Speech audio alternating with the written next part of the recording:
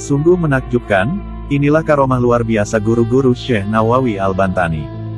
Dahulu, kealiman dan kehebatan Syekh Nawawi tidaklah lepas dari jasa para guru-gurunya. Di balik kesuksesan Syekh Nawawi menjadi imam Masjidil Haram, ternyata ada sosok-sosok luar biasa di balik layar. Ada banyak guru-guru Syekh Nawawi yang sangat alim, solih, warok, zuhud, dan penuh teladan. Mereka juga banyak yang diberi karomah luar biasa oleh Allah Subhanahu wa Ta'ala. Di antara guru-guru hebat Syekh Nawawi Al-Bantani adalah Syekh Ahmad Khatib Sambas. Beliau adalah guru Syekh Nawawi Al-Bantani dan juga guru Syekh Khalil Bangkalan Madura. Syekh Ahmad Khatib Sambas bernama lengkap Syekh Muhammad Khatib bin Abdul Ghaffar As-Sambasi. Beliau lahir di Kampung Asam Sambas, Kalimantan Barat pada tahun 1217 Hijriah atau 1802 Masehi. Beliau merupakan pendiri Tarekat Qadiriyah wa Naqsabandiyah. Ada sebuah kisah menarik tentang perjalanan hidup Syekh Ahmad Khatib Sambas di waktu kecil. Dikisahkan, ketika beliau masih berumur 4 atau 5 tahunan, saat dini hari akhir Ramadan, beliau menemani pamannya mengambil air wudhu untuk sholat tahajud. Saat itu, sang paman melepaskan songkok putih dari kepalanya dan meletakkannya di kayu.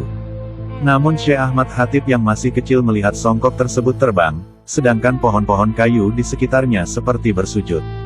Ternyata, sang paman lalu mengetahui bahwa malam tersebut adalah malam Lailatul Qadar. Beliau lantas berdoa agar keponakannya yaitu Syekh Ahmad Khatib menjadi wali Allah di kemudian hari. Setelah peristiwa itu, Syekh Ahmad Khatib kecil kemudian nampak melakukan hal-hal aneh di luar kebiasaan atau menyalahi adat. Beberapa waktu kemudian, karomah Syekh Ahmad Khatib Sambas pun terlihat. Tiba-tiba, pohon asam yang terletak di tepi rumahnya berbunga dan berbuah luar biasa, padahal saat itu bukan musimnya. Buah yang terletak di kanan Syekh Ahmad Khatib kecil itu rasanya sangat manis, padahal sebelumnya tidak semanis itu. Sedangkan buah yang terletak di sebelah kirinya rasanya sangat asam, padahal sebelumnya tidak seasam itu. Dahulu, setelah beliau menyelesaikan pendidikan tingkat dasar di kota asalnya, Syekh Ahmad Khatib lalu pergi berhaji ke kota suci Mekah. Setelah berhaji, beliau memutuskan tidak kembali ke tanah air, melainkan memilih untuk mendalami ilmu-ilmu agama Islam di Makkah. Saat itu, beliau tepat berusia 19 tahun. Beliau menetap di kota suci Makkah mulai seperempat kedua abad ke-19 sampai wafatnya pada tahun 1289 Hijriah atau 1872 Masehi. Beliau mempelajari berbagai ilmu pengetahuan Islam, khususnya tasawuf, yang menjadikannya terhormat pada zamannya karena tingkat spiritualitasnya.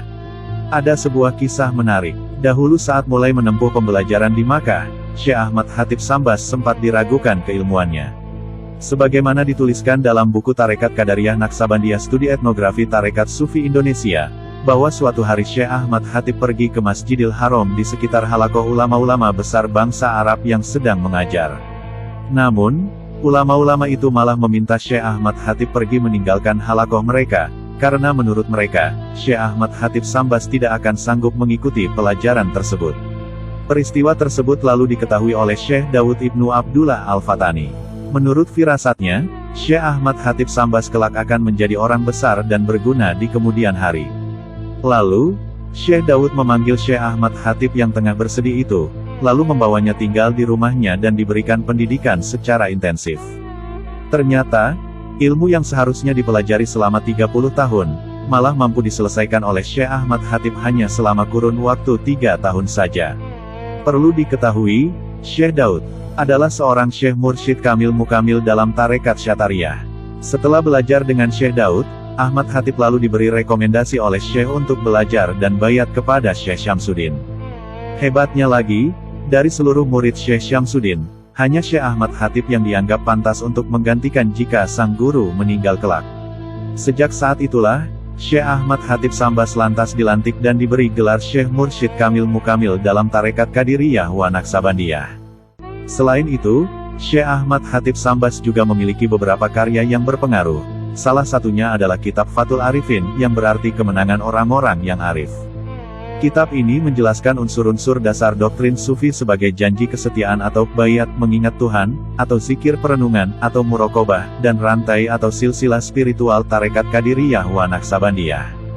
Dalam catatan sejarah, di antara guru-guru Syekh Ahmad Khatib Sambas ialah Syekh Daud Ibnu Abdullah bin Idris Al-Fatani, Syekh Syamsuddin, Syekh Muhammad Arsyad Al-Banjari, Syekh Abdi Al-Somad Al-Palimbani, Syekh Muhammad Sholih Rais, Syekh Umar bin Abdi Al-Karim bin Abdi Al-Rasul Al-Atar. Keduanya merupakan mufti mazhab Syafi'i, Syekh Abdi Al-Hafiz Ajami, dan Syekh Ibnu Ali Al-Sanusi, yaitu pendiri tarekat Sanusiyah. Selain itu, Syekh Ahmad Khatib Sambas juga menghadiri pelajaran yang diberikan oleh Syekh Bisri Al-Jabarti, yaitu mufti mazhab Maliki, Said Abdullah Ibnu Muhammad Al-Mirgani, dan Utsman Ibnu Hasan Adimyati.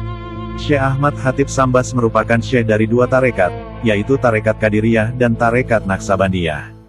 Dengan mengombinasikan kedua tarekat tersebut, jadilah tarekat Qadiriyah wa Naksabandiyah yang menjadi sarana dalam penyebaran Islam di seluruh Indonesia dan dunia Melayu di paruh kedua abad ke-19.